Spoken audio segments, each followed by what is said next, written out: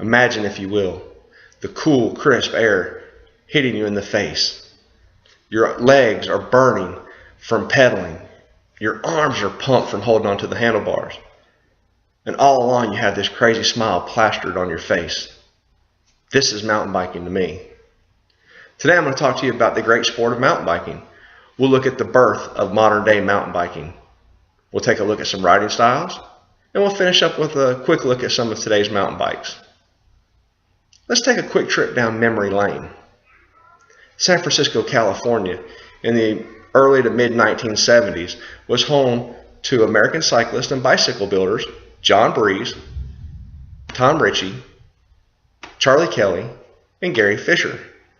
Now, according to A History of Mountain Biking by Kevin Tissue, these four were growing tired of riding on the San Francisco city streets. Because of this, Gary Fisher actually moved to Marin County, Northern California, and once there quickly fell in love with the off-road areas that he encountered on a daily basis. This newfound love led to the birth of modern-day mountain biking. Now, what exactly is mountain biking? Simply riding your bicycle on off-road, rugged terrain areas that are unpaved. And it's done on a mountain bike. According to Merriam-Webster's online dictionary, a mountain bike is an all-terrain bicycle with wide knobby tires, straight handlebars, and 18 to 21 gears. There's a few other things added on to today's modern-day mountain bikes, but you get the gist of it, and we'll talk about those later. You know a little bit about the history. You know where it got started at. You know what mountain biking is, and it's done on a mountain bike. Let's look at some riding styles.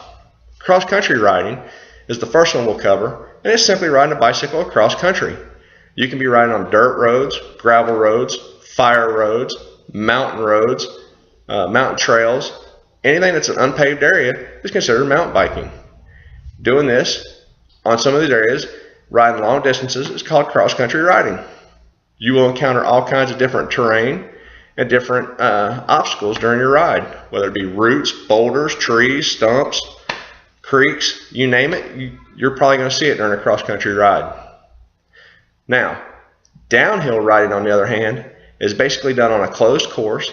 It's usually conducted in areas such as ski resorts in the spring and summer, and sometimes in the winter, if you watch ESPN, they'll do it then as well.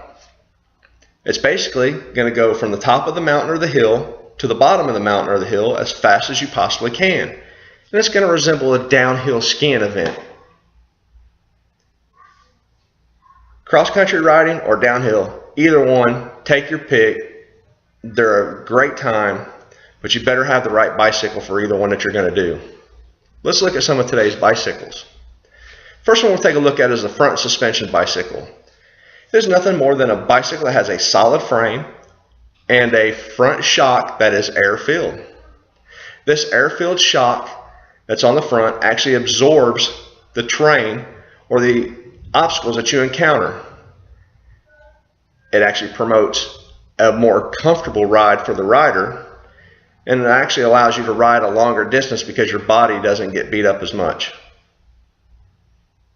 The next style that we'll look at is a full suspension bicycle. This is a bicycle that has both a front shock that's air-filled and a rear shock that is air-filled as well. This bicycle gives you all the comforts that you would actually want on a bicycle. They are great for downhill riding. They're great for cross-country riding. One thing about a full suspension bicycle, though, is you do tend to lose a little bit of stability because of that rear shock. And it's all from when you're pedaling going uphill, it tends to bounce. Newer bicycles that are full suspension actually have what they call Pro Lock, and you can actually lock out the front and rear suspension. That'll add that stability back in when you're climbing hills, and then when you get to the top, you can unlock it, and it'll give you all the ride characteristics of that full suspension bicycle. Now, downhill full suspension bicycles are nothing more than your regular full suspension bicycle. They just happen to be on steroids. The front shock is longer to push your weight of the rider to the back so you're not leaning over the handlebars, and the suspension components are just a little bit beefier because you basically will have on some downhill rides drop-offs of anywhere from 15 to 30 feet. These downhill full suspension bicycle components need to be able to handle that drop-off. So you've picked out your bicycle, you know your trail that you want to ride. Let's take a look back at what we've covered so you can get started on your adventure. Today I've talked to you about the great sport of mountain biking. We looked at the birth of modern day mountain biking. We took a look at some of the riding styles, and we took a look at some of the different types of bicycles that are out there. I'd like to say a quick thank you to Gary Fisher, Tom Ritchie, John Breeze, and Charlie Kelly for creating the great sport of mountain biking that I love. Thank you very much.